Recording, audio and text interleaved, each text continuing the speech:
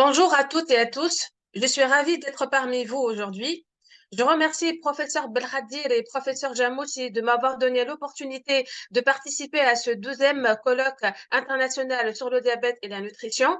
Je vais parler avec vous du jeûne intermittent et de ses effets sur la prévention du diabète de type 2. Donc, en introduction, quand on parle des effets d'une intervention sur la prévention de diabète de type 2, c'est qu'on parle des patients prédiabétiques, c'est-à-dire des patients qui ont des valeurs intermédiaires de la glycémie à jeun et ou de la glycémie post-charge. Et d'après les estimations de la Fédération internationale du diabète, l'incidence cumulée de l'évolution de diabète de type 2 5 ans après le diagnostic d'un prédiabète est estimée entre 26 et 50%. Et il y a eu plusieurs essais contrôlés et randomisés qui ont été menés, surtout ces 2 dernières décennies, et qui ont montré que la prévention, ou du moins le retard de l'apparition du diabète de type 2 est possible dans de nombreux groupes ethniques en modifiant le mode de vie.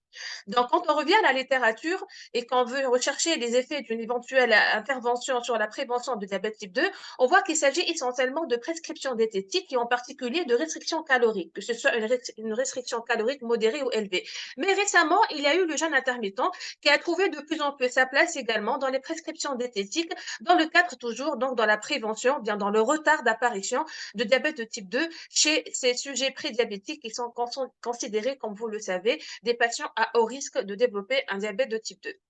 Donc d'abord, on va définir ce jeûne intermittent.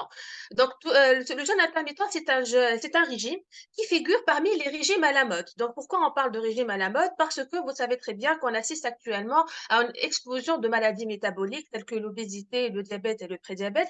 Et parallèlement à ça, il y a une augmentation, une émergence de nombreux régimes qu'on appelle des régimes à la mode. Et parmi ces régimes à la mode, on parle de plus en plus du jeûne intermittent, bien qu'en fait, il s'agisse d'un régime ancestral. Donc pourquoi c'est un régime ancestral en fait? Parce qu'il s'est inspiré de régimes anciens et religieux tels que le régime du mois de Ramadan. Donc médicalement, le jeûne intermittent se définit comme le fait d'alterner des périodes de jeûne plus ou moins longues avec des périodes de prise alimentaire. Donc alternance prise alimentaire et jeûne, c'est ce qu'on appelle tout simplement le jeûne intermittent. Donc en fait, il y a plusieurs modalités, il y a plusieurs catégories de jeûne intermittent et on va commencer par la droite. La première catégorie de jeûne intermittent, c'est ce qu'on appelle en anglais le TRE. C'est pour dire Time Restricted Eating ou bien aussi on peut l'appeler TRF. Time Restricted Feeding. Donc, c'est une alternance de prise alimentaire avec des périodes de jeûne alimentaire, idéalement au moins 12 heures de jeûne alimentaire et tous les jours. Donc, ça, c'est le TRE, jeûner tous les jours, au moins 12 heures par jour. Donc, il y a plusieurs types de régimes de jeûne intermittent parmi cette catégorie de TRE ou bien TRF. La plus répandue, c'est la méthode 16-8 qu'on appelle la méthode Likins. Donc, comme on l'a dit, c'est la plus répandue, c'est la plus populaire. Et comme son nom l'indique, ça consiste à jeûner 16 heures et à manger 8 heures tous les jours. Sinon, il y a aussi le régime 24 ou bien le régime également du guerrier ou bien Warrior Diet. Comme son nom l'indique, c'est jeûner 20 heures et manger uniquement 4 heures tous les jours. Et sinon, il y a d'autres alternatives, d'autres types de jeûne intermittent TRE ou TRF, tels que 12-12, c'est-à-dire jeûner 12 heures et manger 12 heures, 14-10, c'est-à-dire jeûner 14 heures et manger 10 heures par jour, quel que soit en tout cas le type de régime TRF, c'est un régime qui s'applique tous les jours et qui consiste à jeûner au moins 12 heures par jour. Donc ça, c'était la première catégorie. La deuxième catégorie du milieu, c'est ce qu'on appelle le régime 5.2 diet. Donc période, c'est pour dire aussi periodic fasting, c'est-à-dire c'est des patients qui vont manger normalement entre guillemets 5 jours par semaine et les 2 autres jours de la semaine, ils vont jeûner relativement avec des apports caloriques qui ne dépassent pas les 500 kilocalories par jour. Donc ça, c'était la deuxième catégorie. La troisième et la dernière, c'est un jeûne intermittent qu'on appelle ADF, Alternate Day Fasting. Donc ça consiste à jeûner un jour sur deux, c'est-à-dire on peut jeûner 24 heures et ensuite manger normalement le jour d'après et ainsi de suite. Donc ça s'appelle Eat Stop Eat, c'est un type de régime IDF. Sinon, il y a d'autres types de régimes ADF. Donc par exemple, on peut prendre un des régimes TRE tel que le régime 16-8 qu'on a vu tout à l'heure et au lieu de l'appliquer tous les jours, on va l'appliquer uniquement un jour sur deux. Donc, c'est ce qu'on appelle les régimes alternate day fasting. Donc, vous voyez dans cette là, quand on parle de régime de jeûne intermittent, on parle avant tout de l'horaire, de la durée de la prise alimentaire, de la durée du jeûne intermittent. Donc, on ne mentionne pas ici le niveau calorique, est-ce que oui ou non c'est associé à une restriction calorique, et on ne mentionne pas non plus quel est l'horaire de la dernière prise alimentaire, parce qu'il y a des régimes, par exemple, qu'on appelle Early Time Restricted Eating, c'est-à-dire là où la dernière prise alimentaire se fait tôt et non pas dans le soir. Donc, pourquoi on ne mentionne pas ici ces deux détails concernant les niveaux caloriques et l'horaire de la dernière prise alimentaire? Parce que tout simplement, il n'existe pas de consensus, de protocole standardisé universel. On rappelle toujours que la prescription diététique chez un patient qui présente une maladie métabolique, c'est une prescription personnalisée, c'est du cas par cas et c'est toujours négocié en fonction des apports caloriques spontanés, en fonction des habitudes et du mode de vie du patient, etc. Donc ça, j'ai dit dans cette parenthèse parce que dans la littérature, quand on voit les études sur le jeûne intermittent, on va voir qu'il y a plusieurs protocoles différents et qu'il faudrait prendre en considération la différence de ces protocoles pour l'interprétation des résultats. Donc là, on va entrer dans la prévention du diabète type 2 par ce jeûne intermittent. Et pour cela, je vais me référer dans cette conférence à essentiellement deux publications qui sont récentes. La première publication, donc c'est une publication de 2023, c'est celle-là. Donc c'est une étude en fait qui a été réalisée en 2022. C'est une étude très intéressante parce qu'elle est interventionnelle, contrôlée et randomisée. Et en plus, elle a concerné trois groupes de patients. Bien sûr, ici, je parle de patients qui présentent un prédiabète, c'est-à-dire des patients à risque de développer un diabète de type 2. Donc, le premier groupe de patients que je montre ici avec le curseur, le groupe de gauche, c'est des patients qui ont bénéficié de jeûne intermittent. Quel est le type de jeûne intermittent qui a été prescrit dans cette étude? Donc, c'est un jeûne intermittent de type 24, c'est-à-dire ils vont jeûner 20 heures par jour et manger 4 heures par jour, mais ce n'est pas tous les jours, c'est un alternate day fasting, c'est-à-dire un jour sur deux.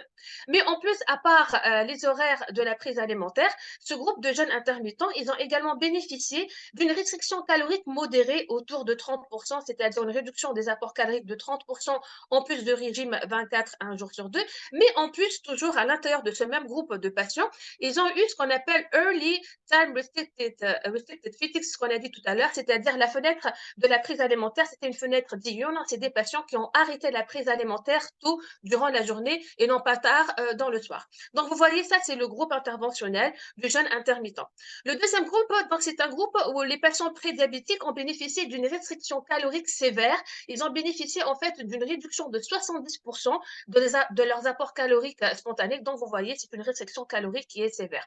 Dans le deuxième groupe. Donc, on passe au troisième et au dernier groupe de cette étude, donc, qui concerne toujours les patients prédiabétiques. C'est ce qu'on appelle le groupe de Standard Care. Donc, entre guillemets, c'est des patients qui ont bénéficié d'un régime standard, c'est-à-dire d'une restriction calorique de 30%, sans qu'il y ait aucune autre intervention donc associée. Donc, le premier paramètre étudié, bien évidemment, ici en cas de jeûne intermittent, c'est la perte pondérale. Donc, je rappelle, les patients prédiabétiques ou diabétiques, c'est des patients en général qui présentent un problème de surpoids.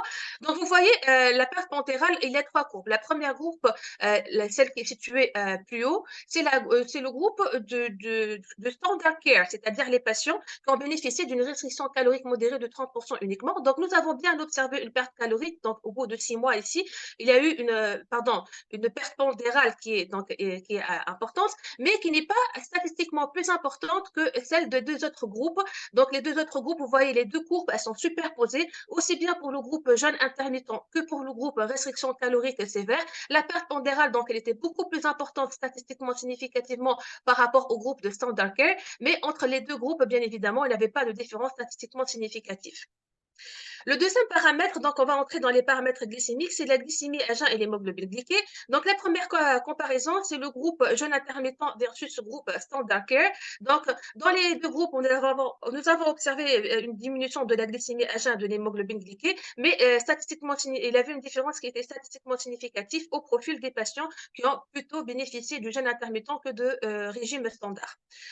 Il y a eu une autre comparaison. Donc, je rappelle qu'il y a trois groupes. Donc, on a comparé le jeûne intermittent versus restriction calorique. Dans les deux groupes, on a observé une diminution significative de la glycémie à jeun et de l'hémoglobine glyquée, mais statistiquement, il n'y avait pas de différence entre les deux groupes. Et le dernier paramètre glycémique qui est très intéressant, qui est en fait le plus intéressant dans cette étude, c'est la glycémie postprandiale. En fait, ici, dans cette étude, il la considère ici, c'est plutôt la glycémie post-charge. Donc, nous, on réalise plutôt dans notre pratique courante la glycémie, la GPO 75 pour évaluer la tolérance au glucose. Ici, dans cette étude, ils ont donné un test repas qui contient une charge orale d'à peu près 75 grammes de glucides et ils ont mesuré par la suite la glycémie postprandiale. Donc, c'est l'équivalent de notre glycémie post-charge de la GPO 75. Et toujours, donc, on a trois courbes. Donc, la première courbe, celle qui est située en haut, on observe une diminution de la glycémie postprandiale ou bien post-charge. Et la diminution la moins importante a été observée pour le groupe de Standard Care. En dessous de cette courbe, il y a eu le deuxième groupe, c'est le groupe de la restriction calorique sévère. Là, vous voyez, on observe une diminution de la glycémie postprandiale, mais la diminution la plus spectaculaire, entre guillemets, et la plus importante, et bien évidemment avec toujours une différence statistiquement significative, c'est la diminution de cette glycémie dans le groupe du jeûne intermittent. Donc, ce qu'on va retenir dans cette étude, c'est que quand on a appliqué le jeûne intermittent chez nos patients, nous avons, de point de vue perte pondérale, on l'a observé pour les trois groupes une perte pondérale, mais elle était plus importante pour les groupes restriction calorique sévère et jeûne intermittent. Quand on parle de la glycémie à jeun et de l'hémoglobine glyquée, dans les trois groupes, on a observé une diminution significative, mais il y avait une différence, mais il n'y avait pas de différence statistiquement significative entre jeûne intermittent et restriction calorique sévère. Mais la diminution la plus spectaculaire et la plus importante, c'était la glycémie post-charge, c'est-à-dire la tolérance au glucose qui était la mieux, entre guillemets, la mieux améliorée par le groupe du jeûne intermittent par rapport aux deux autres groupes. Donc, il y a un dernier paramètre important que je mentionne ici dans cette étude, c'est la tolérance et l'efficacité du jeûne intermittent. Pourquoi? Donc, c'est vrai qu'il s'agit d'un régime ancestral, mais quand même, ça reste une nouvelle méthode thérapeutique. Donc, il y a eu quelques effets indésirables rapportés chez nos patients du groupe du jeûne intermittent, bien sûr, tels que les douleurs abdominales, la fatigue, la constipation, les diarrhées et les céphalées. Donc, quand on compare le jeûne intermittent versus standard care, donc c'est vrai que la fatigue et les céphalées ont été plus souvent rapportés, toujours avec une différence statistiquement significative.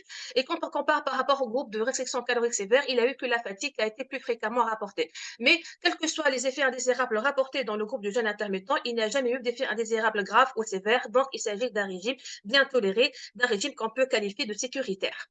Donc la deuxième publication et la dernière, c'est une revue en fait de la littérature qui a été donc publiée en 2022. Elle a concerné les effets glycémiques de tous les types de jeûne intermittent, aussi bien chez les patients prédiabétiques que chez les patients diabétiques. Donc il y a eu en revue de la littérature de plusieurs études et comme je l'ai mentionné tout à l'heure en définissant en définissant le jeûne intermittent, ça a englobé tous les types de jeûne intermittent, que ce soit un TRE, un ADF, que ce soit associé oui ou non à une restriction calorique, que ce soit la fenêtre alimentaire diurne ou nocturne, dans tous les protocoles, quelles que soient leurs différences, ça a été bien démontré, ça a été bien rédigé dans cette revue de la littérature que le jeûne intermittent a contribué à atteindre les objectifs glycémiques et à améliorer les profils glycémiques et le contrôle pondéral chez ces patients prédiabétiques. Et en plus de ça, non seulement il était efficace, mais il était même plus efficace que les groupes de la restriction calorique, que ce soit une restriction calorique modérée ou sévère, comme on l'a vu dans notre première publication. Et donc, comment expliquer ces effets bénéfiques du jeûne intermittent sur les paramètres glycémiques? Donc, le principal mécanisme physiopathologique, c'est l'amélioration de l'insulinosensibilité. Donc, il a eu une diminution de l'insulino-résistance. Et pourquoi? Parce qu'il y a une réduction de la déposité viscérale. Vous savez très bien que c'est le tissu adipeux viscéral qui est à l'origine de la sécrétion de médiateurs pro-inflammatoires, à l'origine de cette insulino-résistance. Et d'ailleurs, le jeûne intermittent, c'est suivi d'une diminution des médiateurs tels que la CRP. Et donc, pour conclure, le jeûne intermittent il constitue un excellent moyen diététique efficace pour la prévention du diabète type 2 chez les sujets à haut risque.